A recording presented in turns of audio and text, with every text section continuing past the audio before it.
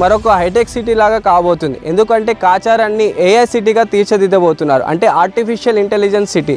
అదేవిధంగా ఈ యొక్క కాచారం విలేజ్ యొక్క విస్తరణ చూసుకున్నట్లయితే దాదాపు 1503 హెక్టార్లు ఉంది. అదేవిధంగా ఇక్కడ పాపులేషన్ కూడా చూసుకుంటే దాదాపు 2500 పాపులేషన్ ఉంది. అదేవిధంగా ఇక్కడ 2 గవర్నమెంట్ స్కూళ్ళు ఉన్నాయి, 4 ప్రైవేట్ స్కూళ్ళు కూడా ఉన్నాయి. ఇక్కడ ఎడ్యుకేషన్ విషయంలో కూడా చాలా అడ్వాన్స్ ఎడ్యుకేషన్స్ ఉన్నాయి. ఇట్లానే మనకు ఎయిమ్స్ హాస్పిటల్ కూడా ఉంది. అదేవిధంగా ఇక్కడ మనకు అన్ని రకములైన సౌకర్యాలు మనకు ఇక్కడ అందుబాటులో ఉంటాయి.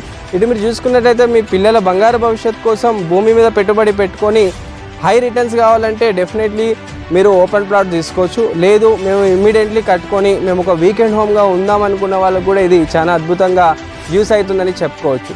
అదేవిధంగా మీరు తెలంగాణలోనే అతిపెద్ద పుణ్యక్షేత్రమైన యాదాద్రికి కేవలం 3 కిలోమీటర్ దూరంలోనే ఉంటారు. ఇది చూసుకున్నట్లయితే మీకు రోడ్డు కూడా చాలా కమర్షియల్, అంటే చాలా మంది కూడా కమర్షియల్ ఇష్టపడుతుంటారు. కాబట్టి